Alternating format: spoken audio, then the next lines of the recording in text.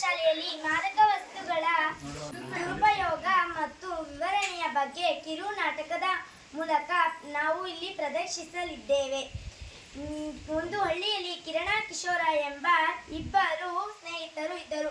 ಅವನ ನಡತೆ ಸದೃಢವಾಗಿತ್ತು, ಜನರ ಮೆಚ್ಚುಗೆಗೆ ಪಾತ್ರರಾಗಿದ್ದರು. ಅವರು ಕಾಲ ಕಳೆದಂತೆ ಕೆಟ್ಟ ಚಟಕ್ಕೆ ಒಳಗೊಂಡು ದುರುಪಯೋಗ ಮಾಡತೊಡಗಿದರು ಮತ್ತು ಬೀಡಿ ಸಿಗರೆಟ್ ಅನ್ನು ಸೇದಿ ಹಾಳಾಗತೊಡಗಿದರು.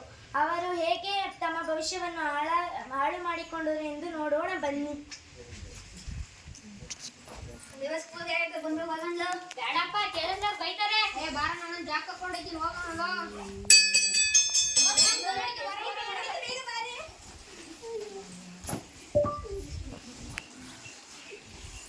Good morning, ma'am. Good morning, Shiram. Thank you, ma'am. Jalila. Anila. Sarlata bitta sari. Mada. Anuada. Anapurtini. Murari. Parari. ಬೇರೆ ಏನು ಇಲ್ಲ. ಪುಷ್ಪ. ನಾನು ತಗೋದಿಲ್ಲ. ಜಾಸ್ತಿ ಐತಿ ನಿಂದು. ಕಾಂಚನ. ಅವಳ ಹತ್ರ ಇಲ್ಲ ಜನ. ಅತಿ ಆಯ್ತು. ನೆನ್ನೆ ಕ್ಲೀನಿಂಗ್ ಕ್ಲಾಸ್ ಅಲ್ಲಿ ಎಲ್ಲಿ ನಿಂತಿತ್ತಪ್ಪ? ಮ್ಯಾಮ್ ಎಲ್ಲರಲ್ಲಿ ನಿಂತಿದ್ದೆ ಮ್ಯಾಮ್. ಇವಾಗ ನಾವೆಲ್ಲರೂ ABCD ಕಲಿಯೋಣ. Yes ma'am. A for apple, B for ball, C for cat, D for dog, G for dog.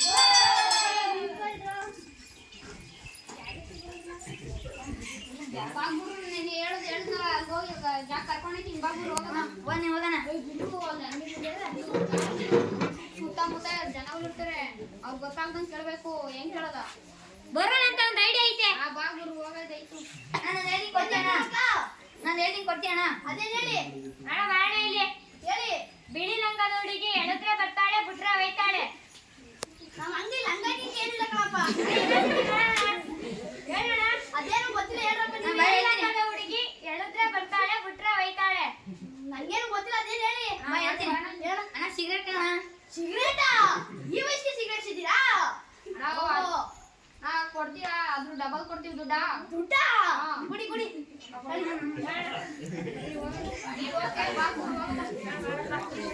ಬೆಂಕಿ ಬಂದಲ್ವಲ್ಲ. ನನಗೊಂದು ಐಡಿಯಾ ಮತ್ತು ಬಾಕರು. ಬೇಡಪ್ಪ, ನಮ್ಮ ಅಪ್ಪ ಬೈತಾರೆ. ಒಂದು ಒಮ್ಮೆ ಸಾಕು. ಬೇಡಪ್ಪ, ನಮ್ಮ ಅಪ್ಪ ಬೈತಾರೆ. ಕೊಡಪ್ಪ ಆಯ್ತು.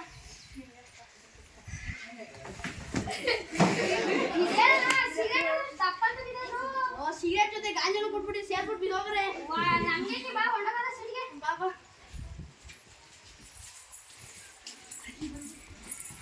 ಕೆಲವು ತಿಂಗಳುಗಳ ನಂತರ ನೋಡಿದ್ರಲ್ಲ ಎಷ್ಟು ಒಳ್ಳೆ ವ್ಯಕ್ತಿಗಳಾಗಿದ್ರು, ಕೆಟ್ಟವರ ಸವಾಸ ಸೇರಿ ಹೇಗಾದ್ರು ಅಂತ. ಅವ್ರ ಭವಿಷ್ಯನ ಅವರೇ ಹಾಳು ಮಾಡ್ಕೊಂಡ್ರು ಅಂತ.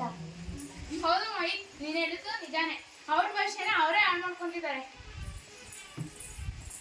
ಹಾಗಾದ್ರೆ ಅಕ್ಕ, ಈ ಕೆಟ್ಟ ಚಟಗಳಿಂದ ಆಗುವ ಈ ಕೆಟ್ಟ ಚಟಗಳ ದುಷ್ಪರಿಣಾಮಗಳಾವು?